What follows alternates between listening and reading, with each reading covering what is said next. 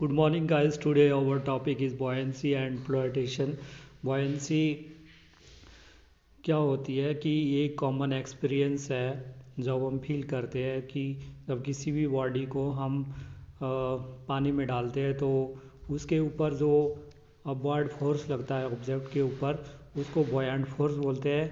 और जो ये प्रक्रिया है बॉडी के ऊपर उठने की इसको बॉयंसी बोलते हैं। You may say that buoyant force is that force that lift the body in upward direction, and the tendency of a body to be lifted up is called buoyancy। तो हमारे पास ये लोटा है और इसमें पानी भरा हुआ है मैंने, और ये हमारे पास एक पाउच है हेड एंड शोल्डर का। मैं इस पाउच को इस लोटे में डालूँगा, देखते हैं कि ये डूबता है या नहीं डूबता है।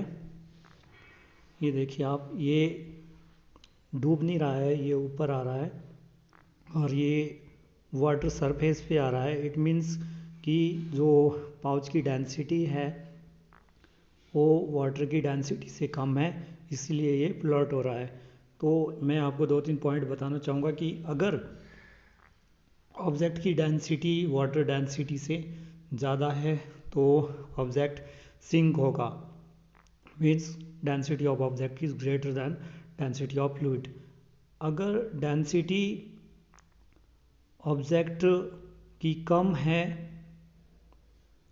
वाटर की डेंसिटी से तो क्या होगा, वो फ्लोट होगा।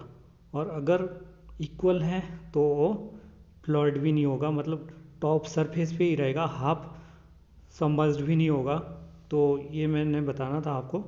और बॉयंसी कब लगती है, अगर ऑब्जेक्ट कंप्लीटली डूब रहा हो, कंप्लीटली सबमर्ज्ड है, उस केस में जो सेंटर ऑफ बॉयंसी क्या होता है कि सेंटर ऑफ बॉयंसी वो फोर्स है जो ऑब्जेक्ट के सेंटर में लग रहा है।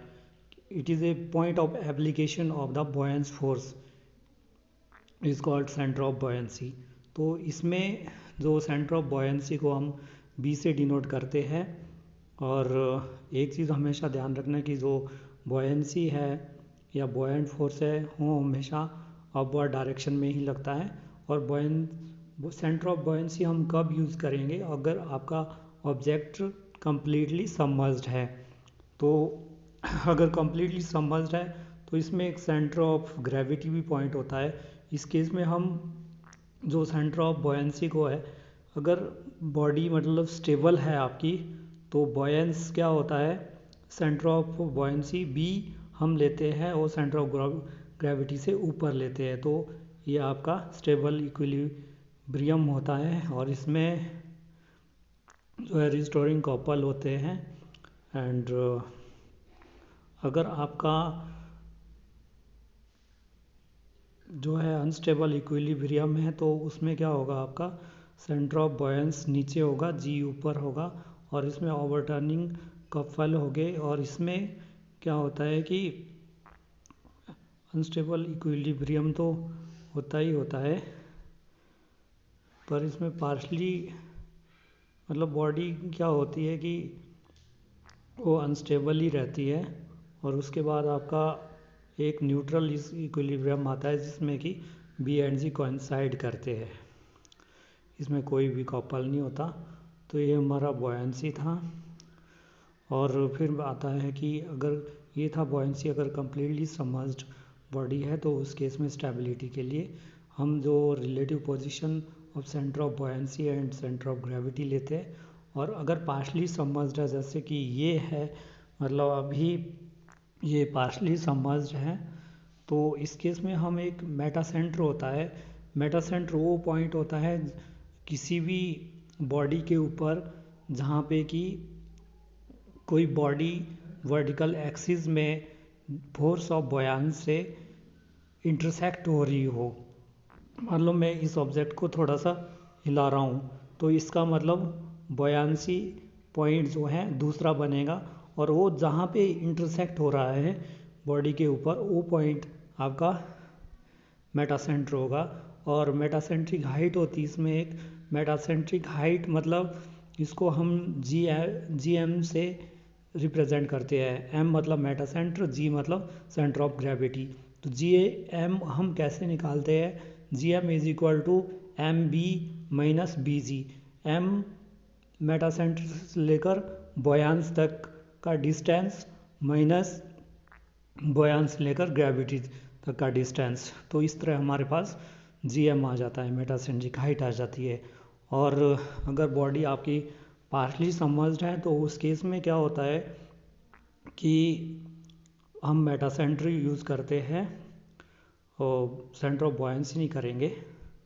तो अगर आपकी बॉडी स्टेबल इक्विलिब्रियम है तो M is above G and restoring couple and M is greater than zero. और अगर मतलब अनस्टेबल इक्विलिब्रियम है तो उस time M is below G centre of gravity and overturning couple and M is less than zero. अगर फिर neutral equilibrium आता है, ये अगर एम एंड जी कोइंसाइड होते हैं, no couples are formed and G M is equal to zero. और एक पॉइंट, अगर हम हमारे पास जी एम की जो वैल्यू आती है, अगर ये इक्वल टू 1 आती है या ग्रेटर देन 1 आती है, it means that body is completely submerged. तो गाइज आज के लिए इतना ही, और please like and subscribe my YouTube channel. Thank you.